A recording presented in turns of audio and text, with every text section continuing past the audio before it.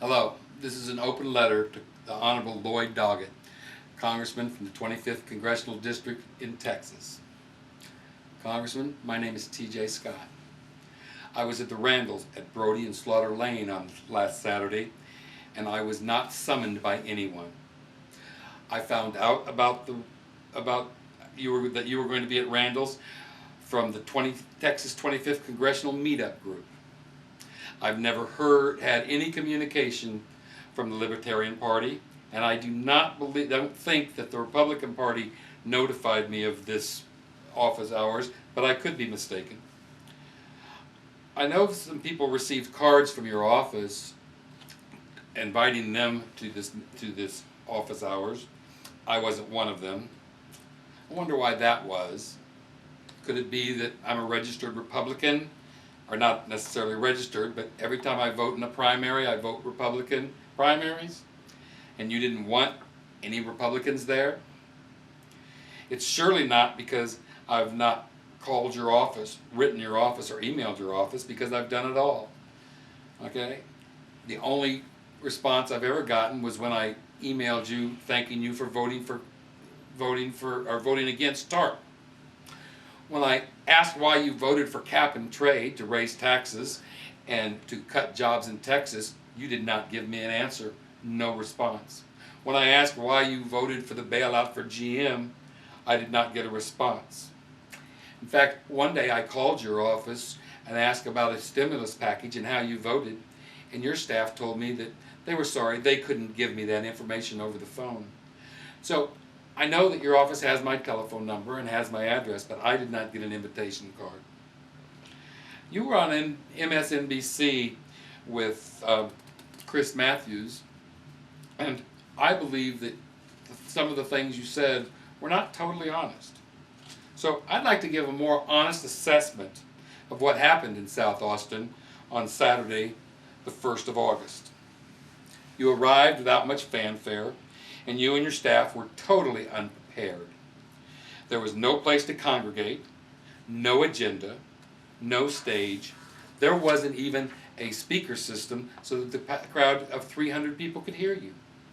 There's no excuse for you and your staff being unprepared, since the staff said they didn't know we were going to have that much of a turnout. But the week before, you were given a speech at the AFL-CIO Union Hall, and there were 200 people across the street demonstrating against health care. I was sort of disappointed you didn't walk over and discuss it with us then. But you can't say you didn't know that people weren't going to turn out to bend your ear.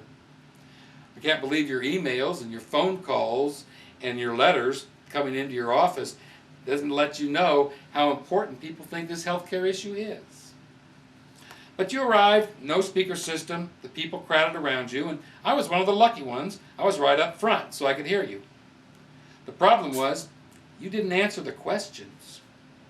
When asked where in the Constitution does the federal government find the authority to do health care, you never answered. You just came back with a smart alecky answer, something about, I guess you think the 10th Amendment should stop our veterans from getting health care also.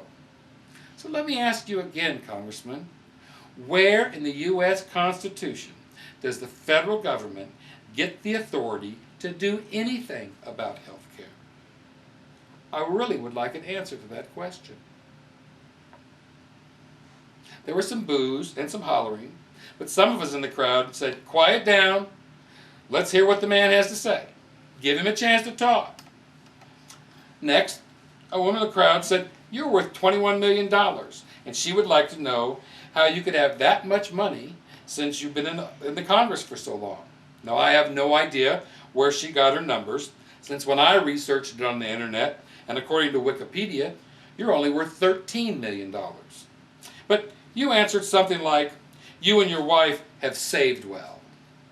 You did not say, oh, my dad left me $5 million and I've invested well.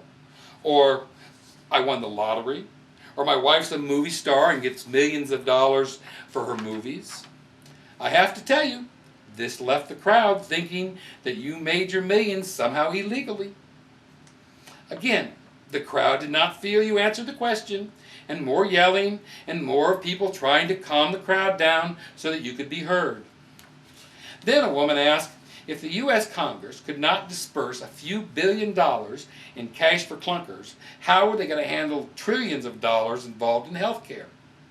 You answered by saying that you did not vote for cash for clunkers. That actually got you applause throughout the crowd, okay? Even though you did not answer the question. Next, someone asked about what is on page 425, and you said, I don't have the bill memorized, although earlier you said basically that you had written the bill. But then said, fine, on page 25 it says that people have to have end-of-life counseling, and you said it did not say that. Here is where you really started to lose the crowd, because a lot of people in that crowd had read the bill, and it clearly states, and I'll quote it for you, Congressman, on page 425. Subject to paragraph 3 and 4, the term advanced care planning consultation means a consultation between the individual and a practitioner described in paragraph 2. Regarding advanced care planning, if subject to paragraph 3, the individual has not had such a consultation within the last 5 years, such consultation shall include the following. Now here I skipped some paragraphs, but some of the things that it's supposed to include are an explanation by the practitioner of the continuum of end-of-life services and supports available, including palliative care and hospice, and benefits for such services and support that are available under this title. Subject to Clause 2, an explanation of orders regarding life-sustaining treatment or similar orders, which shall include 1. The reason for the development of such an order, it's beneficial to the individuals and its individual's family, and the reason why such an order should be updated periodically as the health of the individual changes. End quote. That is a direct quote from the bill, Congressman. Now, I'm not a doctor or a lawyer, but it sounds to me like every 5 years, after you are a certain age, you have to have someone tell you how you should prepare for death. That can probably be done a number of ways, and some of the counselors may have the best intentions and just be bad communicators, and make an old person feel guilty for refusing some expensive treatments. When this question was asked, you could have tried to defend this language and explained, hey, we just wanted to make sure people knew about living wills and that the hospice is available. But you said that it's not in the bill. The crowd just heard yet another lie, yet another sidestep. Then came the proverbial camel that broke the straw that broke the camel's back. A man leaned over me to ask you a question, so I heard him very clearly. He asked, this is not a Democrat thing or a Republican thing. You are all of our representatives. If your staff tells you that your constituents do not want this bill, will you vote no on this bill? And what you said, are you ready for this? I am not going to let a few angry people change my mind. I'm going to vote for this bill no matter what. That's when the crowd started in with the just say no chant. I personally threw up my hands, walked away, shaking my head at your arrogance, self-importance, and leftist beliefs, believing in my heart and soul that you were bought and paid for by someone. I guess I now know that as long as you were in office, I and most of your constituents will not be represented in Congress. I doubt this little YouTube video will be seen by Chris Matthews or CNN or ABC and any other mass media.